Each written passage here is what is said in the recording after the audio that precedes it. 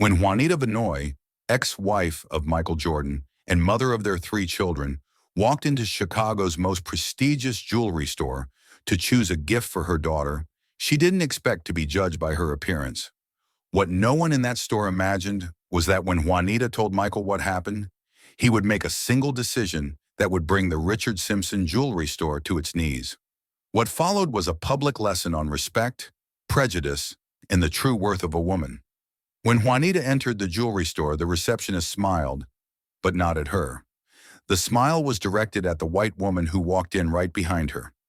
While that woman received a glass of champagne and a "Welcome, Mrs. Whitmore," Juanita stood there, like an object out of place. No one offered her anything. No drink, no attention. She walked to the central display, where a pearl necklace sparkled under white light. It was classic, understated, exactly the kind of gift her daughter would love for graduation. Juanita leaned in slightly, trying to see it up close. Behind the counter, two attendants pretended not to notice. One turned her back. The other began organizing catalogs with exaggerated focus. The silence around her was deafening. On the other side of the store, Khalil was arranging velvet boxes with rings. He saw Juanita the moment she entered. He noticed the lack of response, the subtle disdain, the discomfort spreading like smoke. He wanted to act, but he knew the unspoken rules of that place all too well.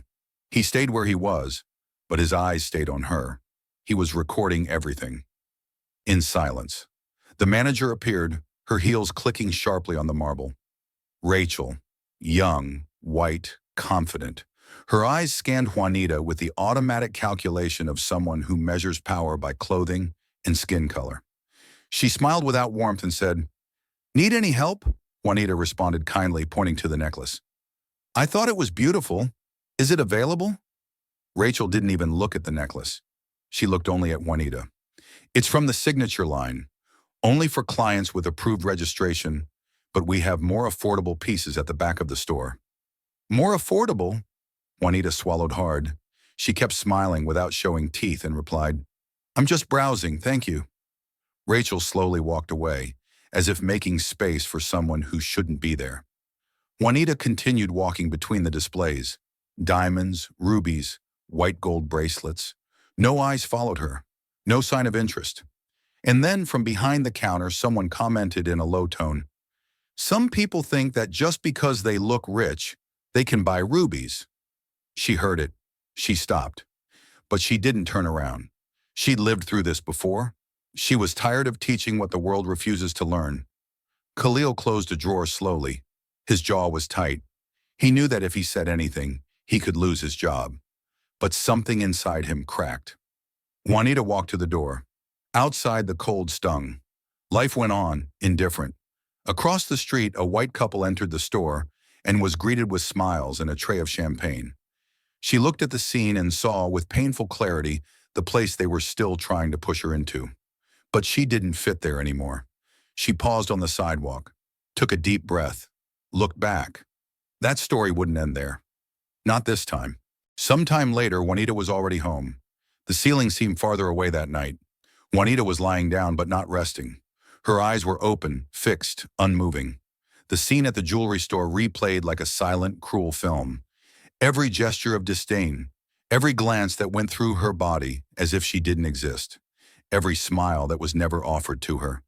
The silence of rejection was deafening. The soft light from the lamp touched the wall as if asking for permission to exist. Juanita turned her face on the pillow and closed her eyes. But the thoughts didn't stop. They went back to when she was young and rode the subway to work as a secretary, always well-dressed, always invisible. Then came the images of her beside Michael during the golden years. Impeccable hair, elegant dresses, camera flashes, headlines with her name. She had become the woman everyone saw, for a while. But now, lying in that silent room, it all seemed as distant as it was unreal. As if her identity had been locked in a vault and the key thrown away. She tried to nap. Couldn't. Got up, walked barefoot to the kitchen, and made some tea. Her hands trembled slightly, but not from cold. It was from anger. A quiet, sophisticated anger. The kind that grows in the chest like a tree rooted in old injustices. Her phone vibrated on the table. It was a video call. Michael. She hesitated for a second, straightened her shoulders, answered. Hey, he said in a low, dragging voice. Everything okay over there? She smiled. A polite, distant smile, almost automatic. All good, Mike. Just a longer day than usual. He watched her for a few seconds like someone scanning a soul. He knew that look. He knew when she was trying to pretend. That slight curve of her lips, the eyes too watery for that hour, the measured tone of her voice. She was only whole on the outside. Did something happen? He asked directly. She hesitated. She wanted to say no, wanted to maintain the appearance of a woman who handles everything alone. But the pain was too deep and too fresh to be ignored. The cup trembled slightly in her hand. She set it down on the table. I went into a jewelry store today, she said, her voice contained. I wanted to buy a necklace for Jasmine, for her graduation. Michael didn't respond, just kept watching her. I was there for almost 10 minutes. No one helped me. The manager treated me like I didn't belong, said I might like the more affordable pieces, said the necklace was too exclusive for me. She took a deep breath, trying to maintain composure. An employee laughed. I heard it. I wasn't kicked out, but I was ignored, which sometimes hurts more. Michael remained silent. His gaze hardened slowly, but his face stayed calm. He didn't need to shout to be threatening. He just needed to breathe deeply. This city has a short memory, she continued. They look at me like I'm nobody, like my face wasn't on magazine covers for years, like they don't know what it cost to get here. She looked away for a moment, and her voice nearly broke. And you know what hurts the most, Mike? It's that even after everything, it still hurts. It still gets to me, as if I was never enough. Michael leaned his body forward. His face was more closed off now. He ran his hand over his chin, took a deep breath, and when he spoke, it was with a cold firmness. You're the mother of my 3 children. The sentence came out dry, final. And no one will treat you like that with impunity. The next morning, Michael woke up earlier than usual. The image of Juanita had stayed with him since the call the night before. Her voice was firm, but he knew every nuance, every silence. He knew that behind the calm, there was something heavy, a kind of pain she had learned to swallow in silence. But that had never stopped hurting. He drank his coffee, standing, without appetite. He walked around the office and called one of his oldest aides, Marcus Simmons. It wasn't a usual request. I need you to get internal footage from the Richard Simpson jewelry store. I want to know everything that happened with Juanita. Date, time, service, behavior. If there are cameras, we'll get access. Use my name if you have to, but don't involve me officially. Hours later, Marcus came back with the material, a secure link, restricted access. Michael clicked. The footage began with wide shots of the store, customers entering and leaving, an impeccable environment, display cases gleaming under white light. And then she appeared. Juanita, gray coat, calm steps, delicate hands touching the glass. No one moved. No one even greeted her. Michael watched in silence. He saw her smile at a staff member, trying to get attention. Ignored. The manager approaching with calculated arrogance. Juanita's eyes changing. The sweetness being suffocated by disappointment. The video played on, cold, objective, relentless. And when it ended, Michael was still motionless. He closed the laptop with a dry firmness. Immediately called David, his personal assistant. I want the names of the owners of Richard Simpson, now all of them. Controlling group, shareholders, transaction history. Deliver it today. While Michael's team moved behind the scenes, Rachel, the store manager, was serving a regular client with the same rehearsed enthusiasm as always. She arranged a set of rings for a tall, elegant man looking for something for his wife. She smiled naturally, as if she ruled an empire. At a certain moment between one box and another, she casually commented, Yesterday we had a curious situation. A woman came in here. Nothing against her, but you could tell she wasn't the store's profile. No brand, no presence. Kept circling the signature section like she was going to buy. I showed her something more accessible and she seemed offended. Left silently. These women forget that service is a privilege. The client gave a restrained laugh. Rachel went on as if just telling any ordinary story, but every word sounded like a light poison. Discreet, lethal. Michael, back in the office, was pacing. His expression was the same as always. Calm, controlled, but his eyes were different. When David returned with the information, Michael didn't even wait for the summary. Are they selling? They're open to offers. The managing group is discreet, but if the price is right, the deal moves quickly. It'll be expensive. Price isn't the issue. Make the contact, but use my private fund. Absolute confidentiality, not a single mention of my name in this first phase.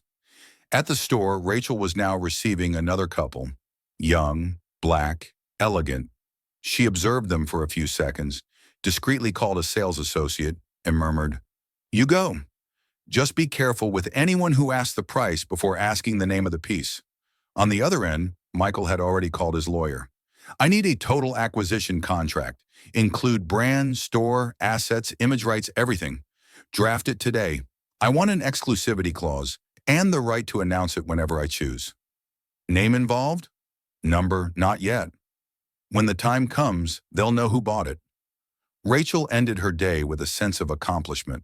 She gathered display items, organized the schedule, wrote notes on her tablet. For her, it was all routine. The next day would come like any other. But on this side, the board had already changed. Michael hung up the phone, rested his elbows on the table, and stared into nothing for a few seconds. This wasn't about a necklace or a name. It was about respect, about lines that don't get crossed without consequence. His voice cut through the silence like steel. "I want that store, but not just the store. I want the lesson." The next morning, the Richard Simpson store appeared to be operating normally. The main window had been rearranged with the new line of white gold necklaces. The reception was scented, the lights calibrated, and the background music flowed smoothly. But in the internal system, the first signals began flashing red. The store manager, Alan, received an email from headquarters titled Operational and Customer Service Protocol Review, URGENT. The message was short, direct, with objective orders. Update management contracts, provide a detailed report on all customer service interactions from the past week, especially those that didn't result in a sale, and respond immediately regarding in-person customer screening practices. It was the first time in over 5 years of management that he had seen anything like this. Alan called Rachel into the office, showed her the message on the monitor, and asked if she knew anything that could have triggered it. She read it, raised an eyebrow, let out an impatient sigh, and shrugged. "This just looks like another one of those compliance audits. HQ loves coming up with new rules whenever sales dip in New York. They'll ask for a report, pretend to analyze it, and disappear. It's always like that." But Alan wasn't so sure. The tone of the email was different. There were unusual demands like submitting internal store footage, exact times of customer interactions, and even the identities of staff members who did or didn't engage. The kind of data cross-checking you only see when there's a formal complaint. And strangest of all, the email didn't come from the usual supervisory department. It came from legal. Rachel left the office laughing, as if it were all an overreaction. She told a colleague she wouldn't waste time digging through files over a possibly frustrated customer. But by the stockroom, near the break area, Khalil heard everything in silence. He was the only black employee in the store. He'd been there for 2 years, always polite, always efficient, always invisible to management. He remembered the previous day clearly. He saw Juanita come in, saw her standing by the display, and he saw her leave with her shoulders slightly slumped, as if carrying more than her body could bear. Her look stuck in his memory. It was a look he knew well. Since starting at that store, Khalil had learned to keep his head down. He knew exactly how the system worked. Smiles were selective, enthusiasm reserved. He was the right employee when it came to serving black customers, but never the one chosen to deal with wealthy white clients. Rachel kept him as a useful tool, but never central. He was part of the background, never the showcase.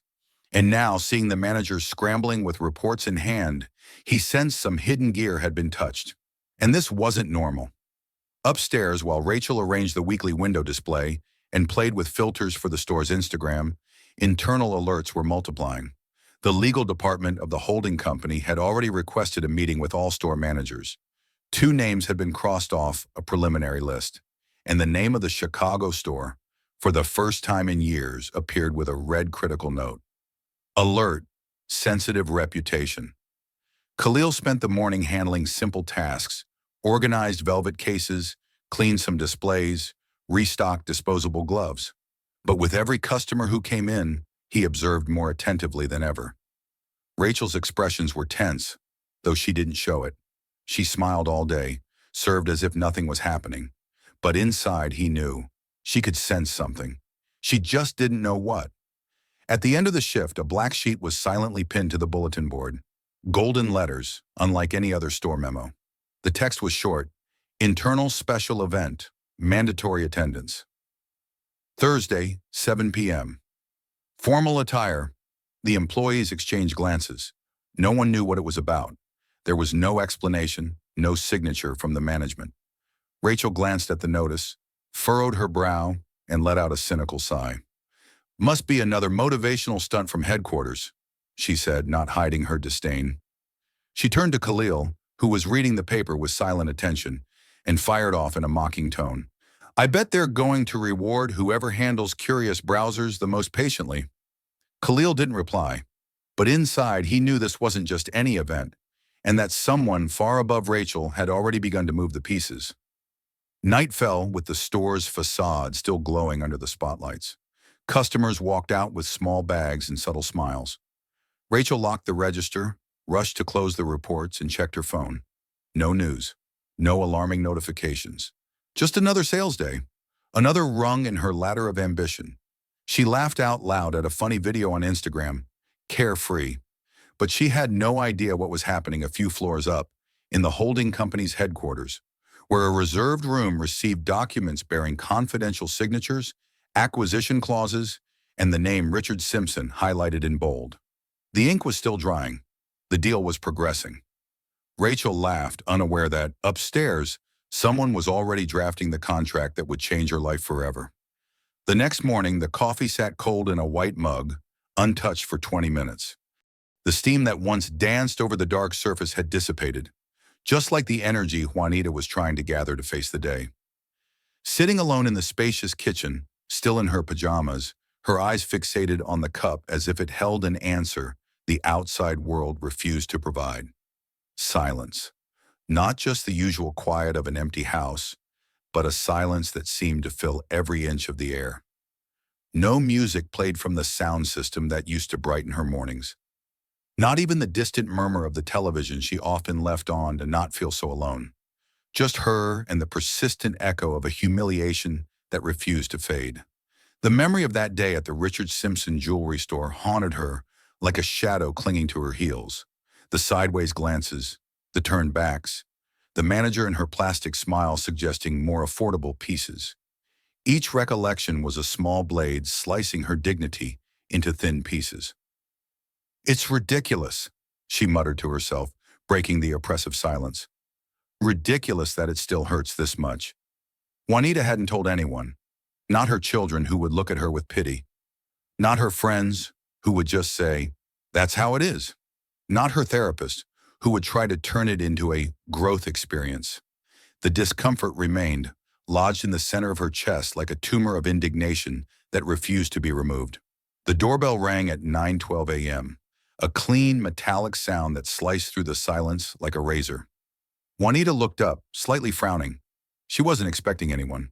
Her children called before showing up. Her friends sent messages. Deliveries were rare since she started shopping online, precisely to avoid glances like the ones at the jewelry store. She waited. The doorbell rang again, more insistently this time. Juanita sighed, mechanically adjusted her hair with her fingertips, and walked to the door. Each step a small act of courage. There were days when the world outside felt too big, too heavy, too cruel.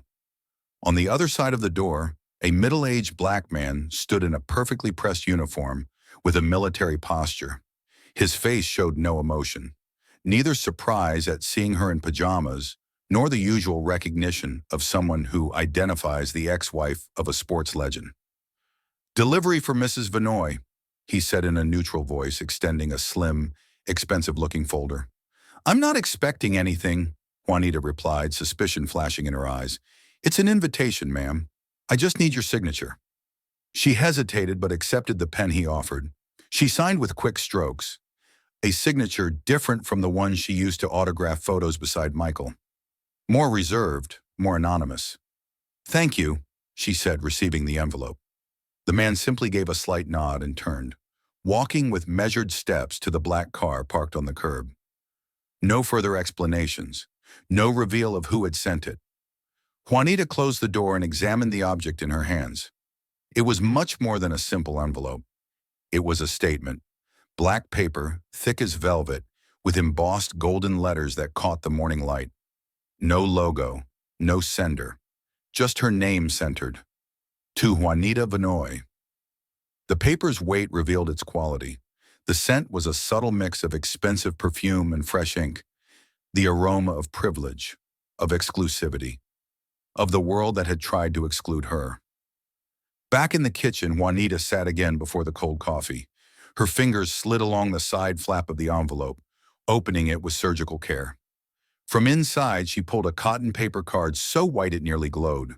The gold handwriting was impeccable, hand-drawn by someone who charged small fortunes for each letter crafted. Richard Simpson cordially invites Mrs. Juanita Vanoy to an exclusive event at its main headquarters. Formal attire, Thursday, 7 p.m. No confirmation necessary. Your presence is already expected. Nothing else. No signature. No explanation. No apologies for the prior treatment. Just an imperative invitation. Almost a summons. What kind of game is this? Juanita whispered, feeling a chill down her spine. She read it again, as if a second reading might reveal hidden intentions. Then a third time, trying to understand the sudden shift. The same store that had treated her like an unwanted intruder now cordially invited her. The same establishment that made her feel invisible now claimed that her presence was already expected. Michael. The name escaped her lips like an inevitable conclusion. He hadn't said anything since that video call. No message, no phone call, just silence. A silence she knew all too well. The kind of silence that preceded earthquakes. Michael had always been like that. When others talked, he acted. When others hesitated, he decided. When others plotted revenge, he was already executing justice. With the invitation still between her fingers, Juanita climbed the stairs to her bedroom. The house that was once full of voices, children's laughter, and the constant buzz of a celebrity family now echoed empty. Only her footsteps broke the silence on the polished wooden stairs. In the closet, she opened the double doors and stared at her options. Organized rows of clothes she rarely wore. In the back, preserved in protective covers, were her gala dresses, relics of a former life, when her wardrobe was the subject of magazines and fashion blogs. Since the divorce, since the spotlight shifted from her to follow Michael and his new conquests, Juanita had simplified. She dressed for comfort, for invisibility, to avoid attention, to avoid judgment. She wore neutral colors, conservative cuts. Everything calculated to go unnoticed in a world that only paid attention to her when it wanted to criticize. But today was different. The invitation in her hands demanded more. It demanded that she remember who she was, who she had always been, even before the last name Jordan.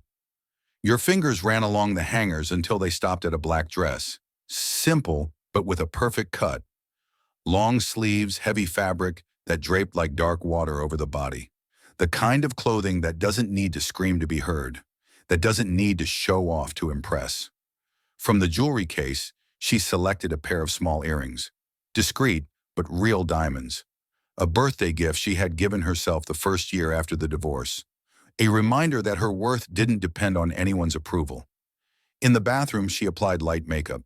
Just enough to highlight her natural features, not to transform them. A dark wine-tone lipstick added color to lips that had smiled less than they should lately. In front of the mirror, she pinned her hair into a low bun, elegant in its simplicity. She stared at her reflection, recognizing something that had been dormant. It wasn't just Juanita staring back. It was the woman who had faced Chicago alone before meeting Michael. The woman who had raised 3 children under constant public scrutiny. The woman who had survived a $168 million divorce without losing her class? In the eyes staring back at her from the mirror, there was a different kind of light, a dangerous calm, a silent certainty, the kind of strength that only emerges after pain has been fully felt and transformed. Back in the kitchen, she picked up the invitation again. Her fingers traced the golden letters as if deciphering a secret code. She still didn't fully understand what was happening, didn't know what awaited her at that jewelry store, but she knew she had to go, that something about that night would change the course of her recent story. The clock read 6:15 p.m. when she finished getting ready. She slipped on mid-heel shoes, comfortable enough to run if needed, elegant enough to intimidate those who deserved it. She grabbed the small black clutch, where she placed only the essentials: lipstick, phone, a credit card, and the golden invitation. In the hallway mirror, she made one final adjustment, straightened her shoulders like someone preparing for battle, lifted her chin to just the right angle between dignity and defiance. Her eyes locked onto her reflection with unshakable determination. "Michael," she murmured, with a half-smile that mixed worry and anticipation, "I just hope you didn't do anything too dramatic." Night had fallen, and the Richard Simpson storefront was no longer the same. What had once been just a jewelry store had now transformed into a stage of calculated ostentation. The window displays, redesigned under diffused golden lights, caught the eyes of passers-by like the spotlights of an exclusive runway show. It wasn't just an exhibition. It was a declaration of power. The red carpet stretched across the sidewalk like a scarlet tongue, devouring the common concrete beneath promises of exclusivity. Security guards in black suits, massive and motionless like statues, filtered those who entered with looks that measured the apparent value of each person. Behind the scenes, the cost of this performance rose with every glass of champagne served by waiters in pristine white gloves. Flashes popped. Lesser celebrities and local influencers circulated like goldfish in an aquarium, hungry for attention. Executives with rehearsed smiles exchanged cards, handshakes, and empty promises. Chicago had seen hundreds of events like this. Rituals where what mattered wasn't who you were, but what others thought you were worth. Rachel moved through the room with calculated steps, measuring every inch of the floor as if it were conquered territory. Her white dress, too tight for deep breaths, traced her silhouette like a second expensive skin. 15-centimeter stiletto heels lifted her above the others, physically and symbolically. The emerald necklace rested on her collarbone, a piece borrowed from the new collection that should have been locked in the vault that night. She had insisted on wearing it against the rules, small transgressions that reaffirmed her false sense of power. With each greeting, her fingers touched the stones like one touches a trophy.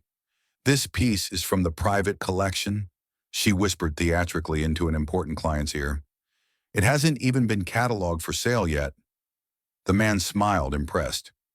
Rachel absorbed the look of admiration like a plant absorbs light. She needed it. She lived for it.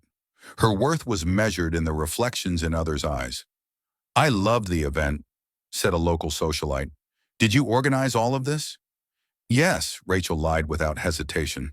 She didn't know who had ordered the sudden renovation, the event without an agenda, the overly expensive equipment. It didn't matter. Now she claimed the credit.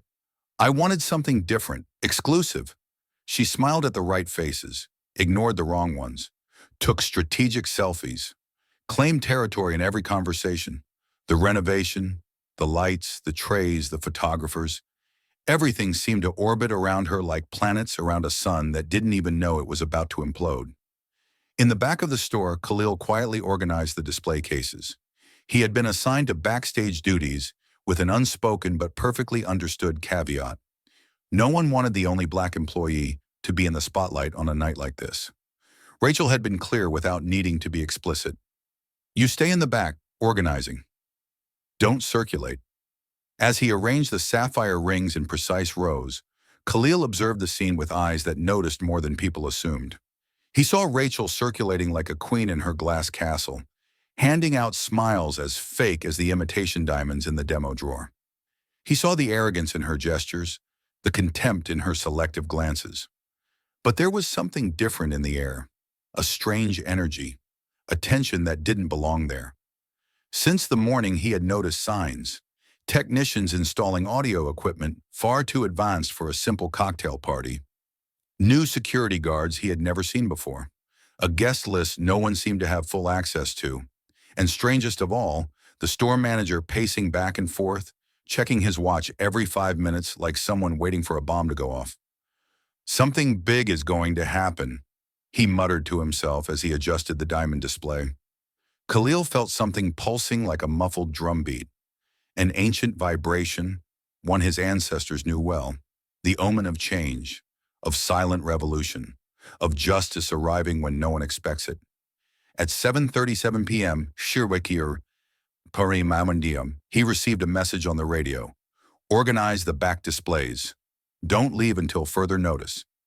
Rachel's voice cut like a razor. He obeyed as always. But his eyes didn't stop observing, recording, understanding. Rachel walked past him like someone walks past furniture.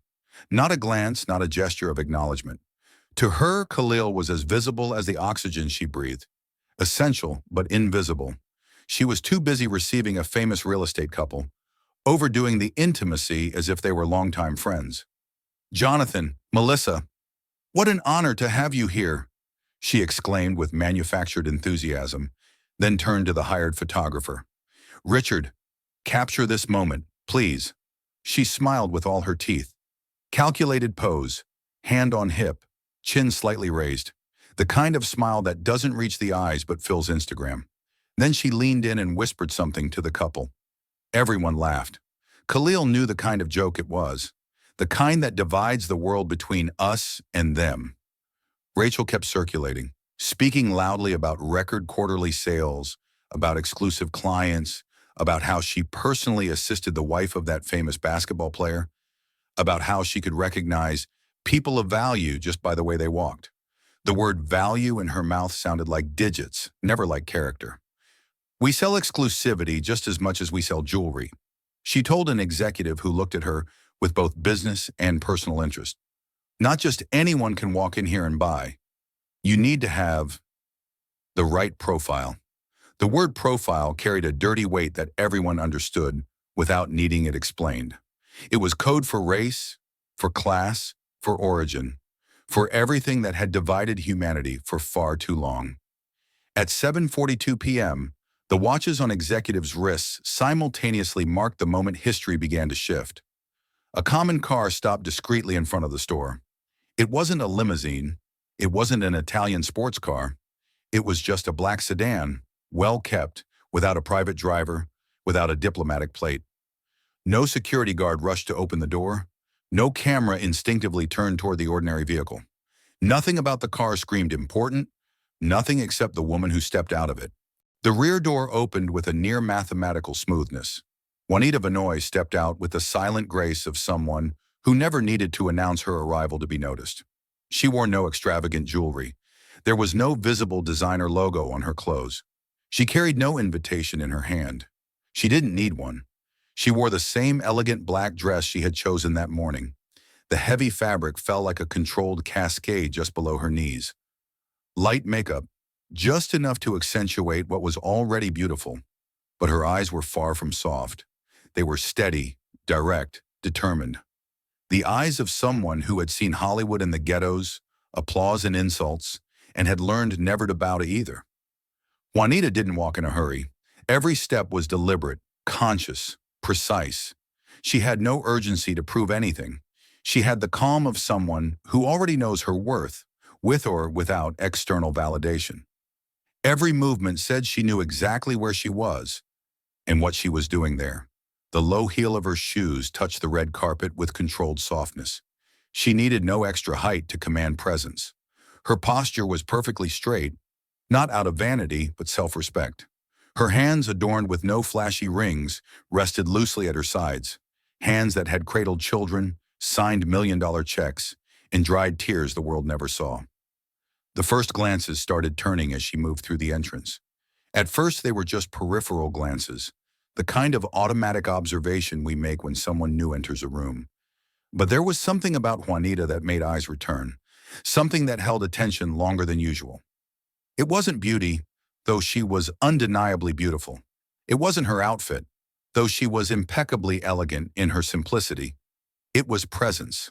The kind of thing you don't buy in expensive stores. The kind of strength that doesn't come from status but from lived history. A kind of dignity that crosses rooms and silences conversations without a single word. A man in a suit hurried to intercept her, tablet in hand, probably to check her name on the list. But something in the way she looked at him, not threatening, just confident, made him hesitate and step back. As if his instinct told him that interrupting this woman would be a mistake. A murmur began to spread through the room. Small groups formed. People leaned in toward one another, whispering questions. Some recognized her immediately. After all, her face had graced magazines for years. Others simply sensed something different in the air, like animals sensing weather shifts before instruments do. Rachel had her back turned when the room's energy shifted. She was laughing exaggeratedly at a client's bad joke when she felt the gradual hush spread behind her. She turned, champagne glass still in hand, and that's when she saw. Juanita Vanoy was already halfway down the red carpet. Recognition wasn't immediate.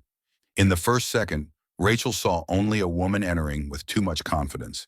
In the next second, something familiar in that face triggered a distant alarm. And then, like a brutal revelation, she remembered. The woman from the other day. The one she dismissed with suggestions of more affordable jewelry. The one she treated as an intruder in her kingdom of exclusivity. The one who had walked out silently, but with a look that should have been read as a warning, not a defeat. Rachel froze. The glass in her hand trembled slightly, spilling a few drops of champagne on the pristine carpet. Her breath caught in her throat.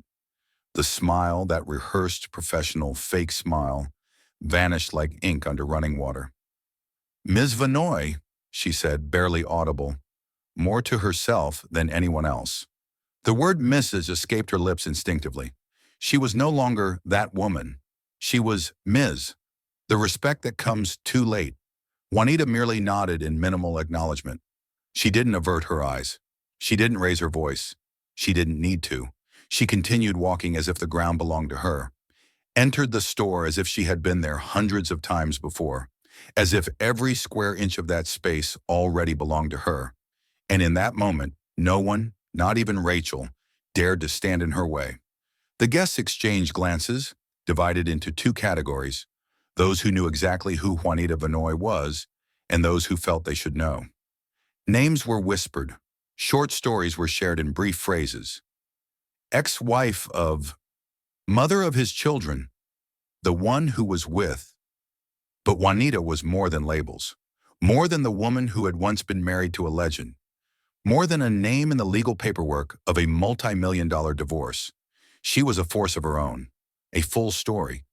The kind of presence that makes people realize the emptiness in their own social mass. Rachel tried to regain control of the situation. She felt the ground shift beneath her high heels, tried to reorganize her thoughts, to restore the mask that was slipping too quickly. Her kingdom, built on the sands of prejudice, was beginning to collapse without a single finger raised against it.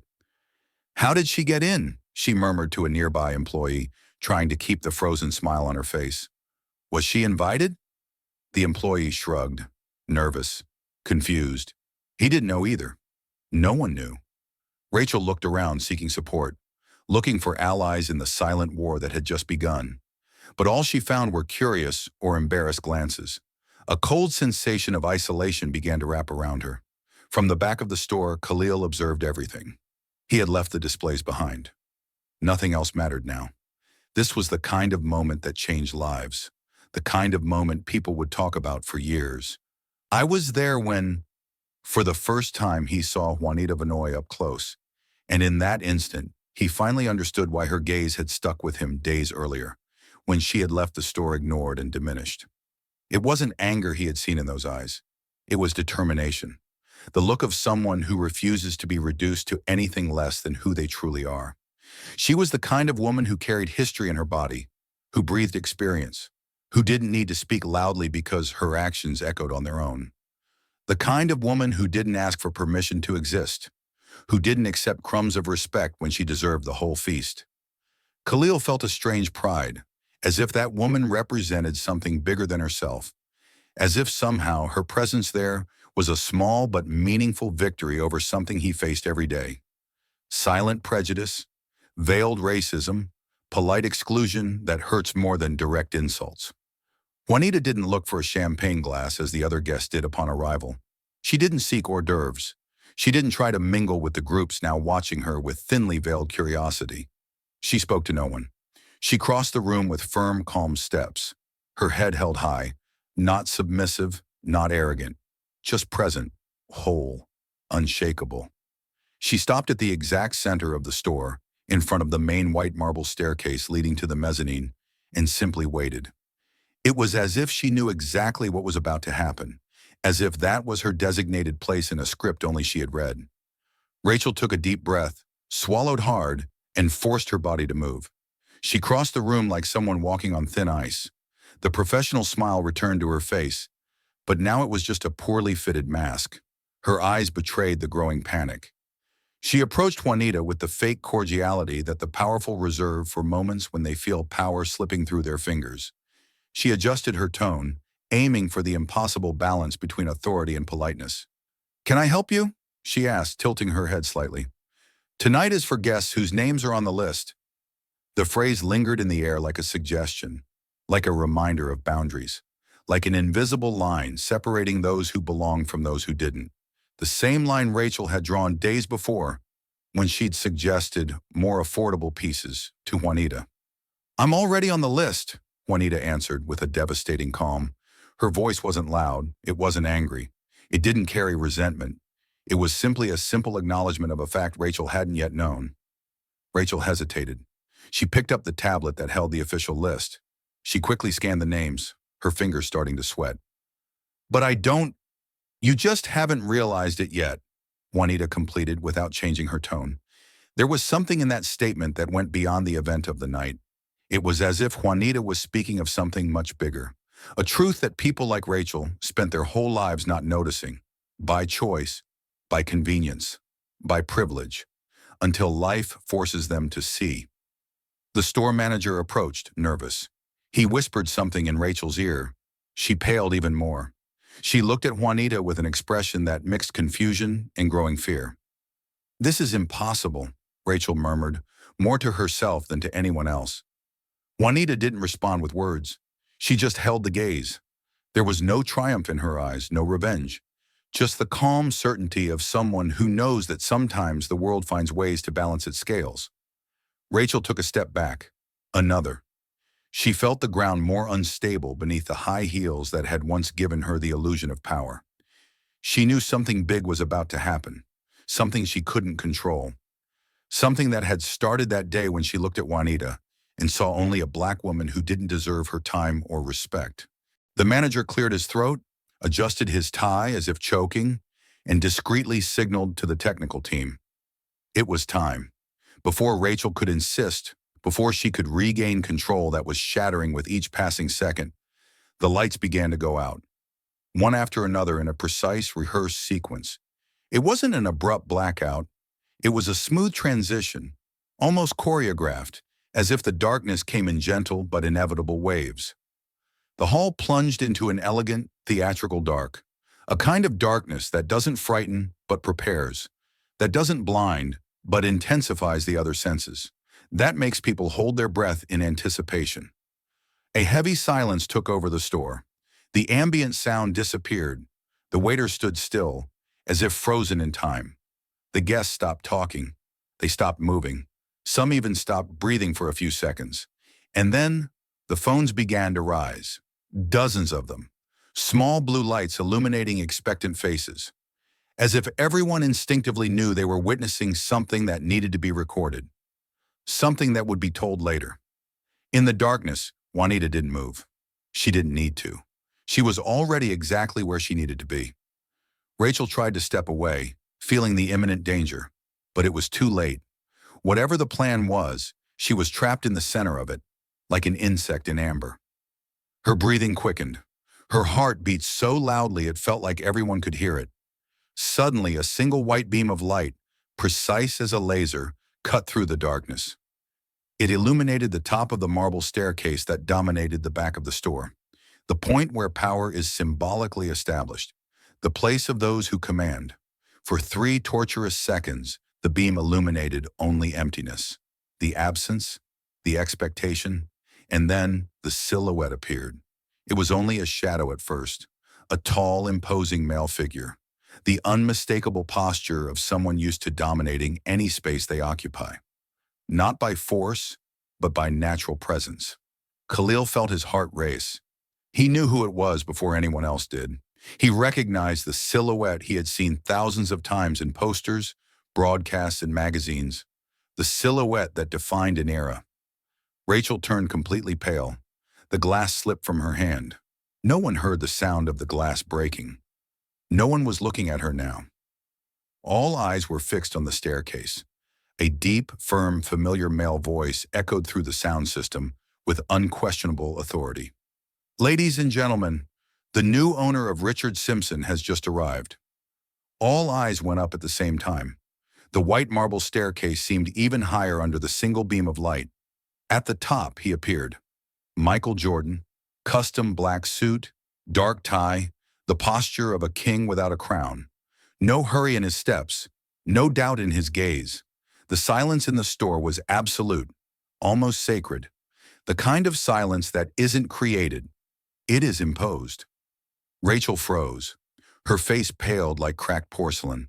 The fingers holding the champagne glass trembled so much that the golden liquid swayed dangerously, threatening to spill over the immaculate white dress she had chosen with such care. Khalil at the back of the store slowly exhaled. A chill ran down his spine. He knew, without knowing how he knew, that this was coming, as if the universe was settling scores, not with noise but with surgical precision. The guests looked at each other, confused. Who had organized this? How did no one know? The photographers, initially paralyzed, were now moving frantically, trying to capture the moment they already knew was historic. Michael descended the steps with elegance, one by one. He didn't divert his gaze. He didn't speed up. He didn't slow down. He walked as if each step had already been written before it was even taken. His face, impassive, revealed no emotion, only purpose. When he reached the main floor, he stopped in front of Juanita. She didn't smile. It wasn't a moment for smiles. It was a moment for truths. She simply extended her hand in a gesture that spoke of shared history, common scars, battles only they knew. And he took it with the firmness of someone who recognizes a shared past. His fingers enveloped hers with a respect that transcended any divorce, any headline, any tabloid gossip. "Are you okay?" he asked with a voice low enough for only her to hear. "I am now," Juanita replied with a gleam in her eyes that mixed pride and nostalgia. The hall remained in silence. Guests, staff, cameras, all in a suspended state of waiting, as if the world had stopped spinning for a few seconds so that this scene could exist in its fullness. Michael gently released her hand. He took the microphone that appeared in his hand as if destiny had placed it there. An assistant materialized from the shadows, trained to anticipate every move. He looked around. His eyes swept the hall, registering every face, every reaction, every vibration. And he spoke. "Today you came here expecting a night of luxury, of exclusivity, of ostentation. But I came here for another reason." His voice was firm, unhurried. Every syllable carried the weight of someone who knows what they're saying, someone who chooses words not for effect, but for precision. Days ago, this store became the stage for something very old and very shameful. The collective breath grew heavier. Rachel tried to step back, but there were too many people. There was nowhere to run. A woman came in here in silence. She looked at the displays, touched the glass, waited to be attended to, and was ignored. Treated as if she didn't belong, as if her presence was an inconvenience, as if her appearance didn't match the gold in the displays. Rachel lowered her gaze, but it was too late. Michael's eyes met hers for a brief, devastating second. She felt the weight of that gaze pierce her skin like a blade. This woman was not just a customer. She was a living story. She is the mother of my 3 children, my ex-wife, and her name is Juanita Vanoy Jordan. And she carries a name that deserves respect. Not because she is part of my past, but for everything she built alone, before and after me. Juanita's eyes welled up, but she didn't move. She wouldn't let a tear fall. Not there. She was there like a silent fortress, as she always had been. Even when the spotlight ignored her. Even when the headlines reduced her to X, even when the world forgot her name, remembering only the surname she once shared. The woman you see here, Michael continued, tilting his head towards Juanita, raised 3 children while I was traveling the country playing basketball. She built a home while I was building a career. She faced disdainful stares long before she used my surname, and she continues to face them even after she gave it back. A low murmur began to spread through the corners of the store. An older woman with a heavy diamond necklace around her neck whispered something to her companion. An executive adjusted his tie, uncomfortable. And I'm here today to say that this store, he paused, looked around and continued, now belongs to someone who doesn't measure value by appearance. The murmur in the room began as a whisper and exploded into exchanged glances. Expressions of shock held breaths. A journalist tried to capture the moment in real time, almost dropping his phone. An influencer filmed without blinking, knowing he had the content that would define his career. Rachel felt the floor disappear beneath her feet. The revelation fell on her like a collapsing building. In seconds, her mind processed what that meant. Michael Jordan had bought the store. Not for business, for revenge, for justice. Michael raised his voice without shouting. It wasn't necessary. Every word carried the weight of someone who knows the power they hold. Class is not a surname. It's not a necklace around your neck. Class is knowing how to treat anyone with dignity. It's understanding that no one should be invisible. It's recognizing that someone's value is not in what they wear, but in the character they carry. He then slowly turned his face. He stared at Rachel, who could no longer hold his gaze. Her eyes dropped to the floor as if searching for an exit she knew didn't exist. Rachel, she raised her eyes, trembling. Her hands were cold, damp.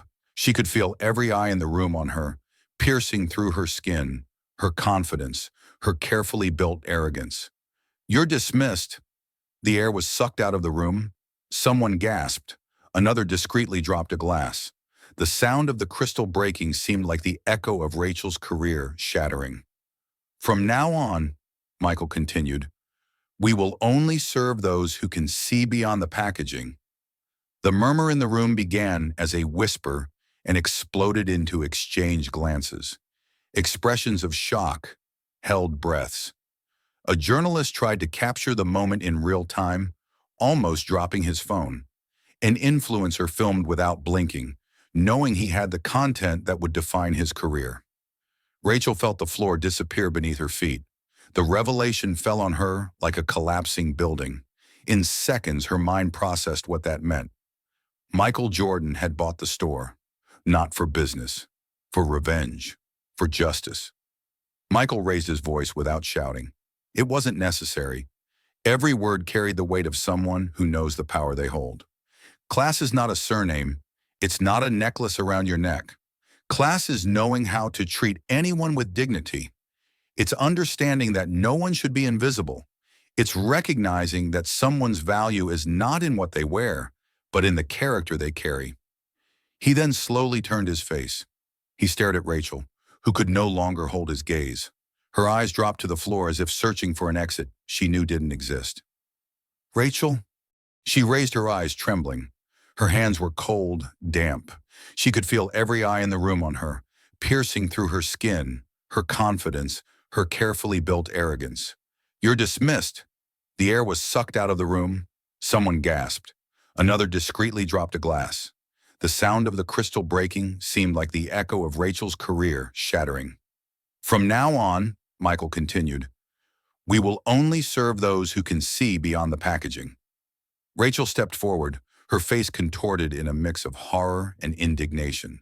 Her world was collapsing in slow motion before everyone she had tried to impress. Mr. Jordan, please. Her voice came out strangled, almost unrecognizable even to herself. I didn't know she was your ex-wife. If I had known who she was... Michael raised his hand, cutting her words in the air. Exactly, that is the problem, he said with a calmness that froze. You would only treat someone with dignity if you knew they were connected to someone powerful. That's what I'm changing. Now here, he then handed the microphone to Juanita, a gesture that surprised everyone, even her. Juanita hesitated for a moment. Then with an elegance that can't be learned, only earned, she took the microphone. The entire room held its breath. When her voice emerged, it was serene but carried the weight of decades of forced silences. You know what hurts the most, Rachel? She looked directly at the manager, not backing down, not averting her gaze. It's not being rejected. It's being invisible. It's entering a place and feeling that the air around you bothers. It's smiling and receiving empty stares. It's existing and being treated like an editing mistake. Rachel swallowed hard. There was no defense. For years, Juanita continued, I was reduced to wife of, after the divorce ex of, but what you never understood is that I have always been more than any surname I carried. I was Juanita Vanoy before Michael. I remained that way during, and I will remain after, until the end. She paused, letting the weight of those words settle in the room. No one should need a famous surname to be treated with respect. No one should need millions in the bank to be looked in the eye. Rachel tried again. Mrs. Jordan, I swear it wasn't personal. It's the store policy. We have to filter clients to... For what? Juanita interrupted firmly. To keep the undesirables away from the jewels? To protect your treasures from hands you deem unworthy of touching them? Khalil stepped forward, leaving the shadow where he had always been kept. Excuse me, he said, with a firm but respectful voice. If you allow me... All eyes turned to him. Michael nodded, encouraging him. I've worked here for 2 years. I saw what happened to Mrs. Vanoy, and it wasn't the first time. It's how we breathe in here. It's the air that circulates. Who seems to have money is king. Who doesn't is invisible. And who is like me? He paused significantly. Only serves to fetch things from the stockroom or clean the displays. Rachel opened her mouth to protest, but Michael raised his hand again, silencing her. From tomorrow on, Michael said, taking the microphone again, Khalil will be the new manager of this store, and he will implement a very simple policy. Every customer deserves respect, not for what they wear, not for the card they carry, not for the color of their skin, but because they are a human being who crossed that door. Photographers fired frantic flashes. Someone started clapping. The applause spread like wildfire, growing in volume and intensity. Rachel, her face red with humiliation, made one last attempt. This is illegal. You can't fire me like this. I will sue this store. I will... Michael smiled for the first time that night, a cold, calculated smile.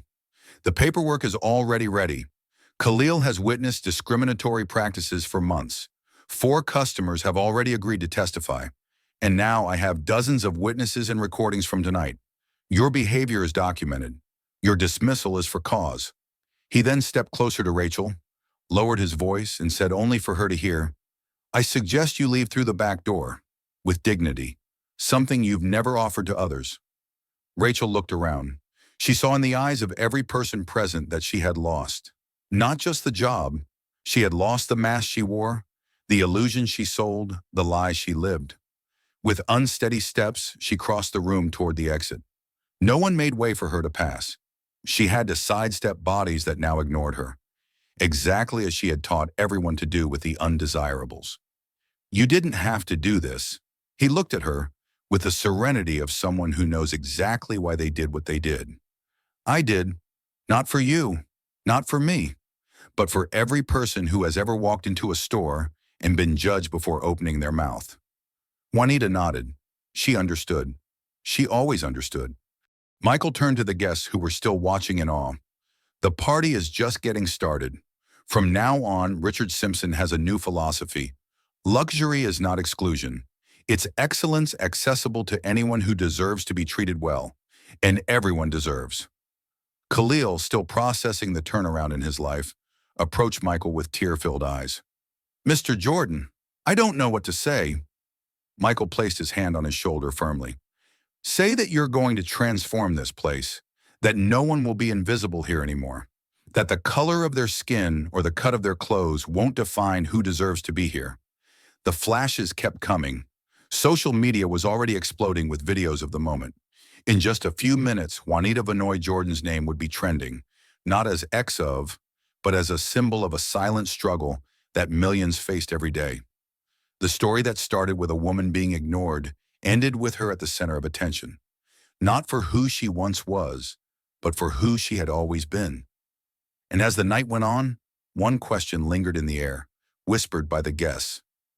What would happen when Michael Jordan and Juanita Vanoy decided to use their power and influence to change not just a jewelry store, but an entire system that allowed people to be made invisible because of their appearance? Maybe this was just the first piece of a much bigger game. The next day, the facade of Richard Simpson looked different. There was still shine, but now it was a different kind of light. Less ostentation, more transparency. The windows no longer displayed just diamonds. They showed diverse faces on the panels, accompanied by a new message in discreet, yet definitive letters. Class is treating everyone with respect. It was the first morning of the store under new management. The atmosphere was silently tense. Some old employees walked with their heads down, trying to understand the new order. Others just kept their mouths shut. But those who knew the backstage understood. The store had changed owners, stance, and purpose. Khalil now wore a new suit. More than a uniform, it was a symbol. He had been promoted to assistant manager.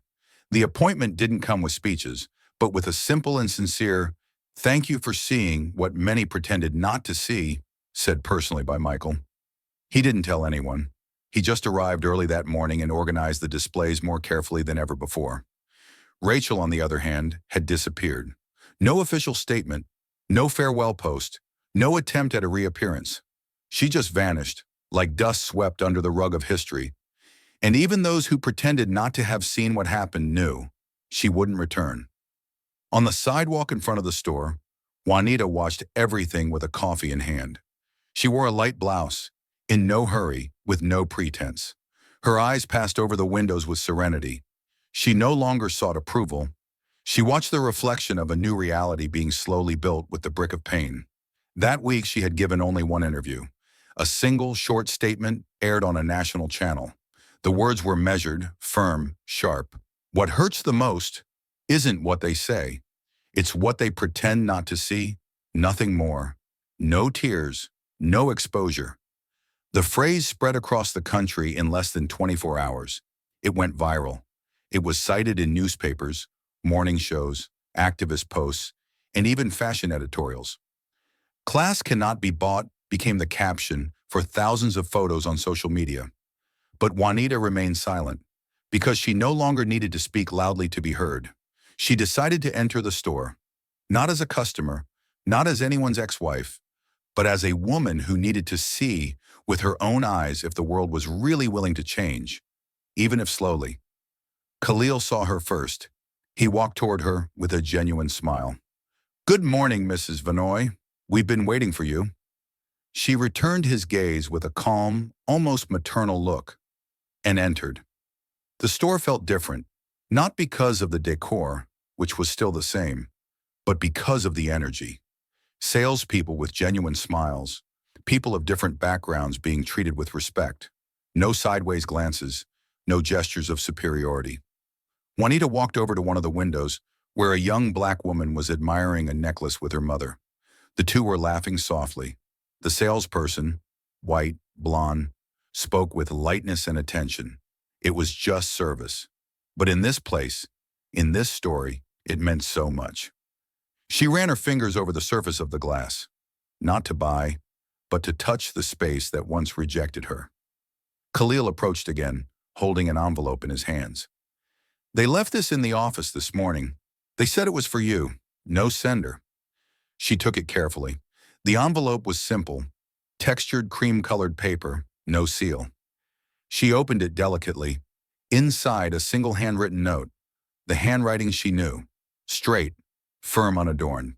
"You've always been the rarest jewel, with or without my last name. MJ." Juanita closed her eyes for a moment. An internal silence ran through her body. It wasn't nostalgia, nor sadness. It was a kind of wordless gratitude, not for him, but for herself, for not accepting the silence, for demanding what had always been hers by right, respect. She left the store without fanfare, walked down the busy street where other windows stretched across luxurious facades. But none of them mattered, because for the first time in a long while she felt whole, and for the first time in a long while she felt seen, not as an ex, not as a showcase, but as someone who wrote her own story with dignity until the end. If this story touched your heart, like the video, share it with someone who needs to hear this, and subscribe to the channel for more real stories of overcoming, respect, and dignity. Comment below. Have you ever felt invisible in a place where you should have been respected? Your voice matters. Your story matters too.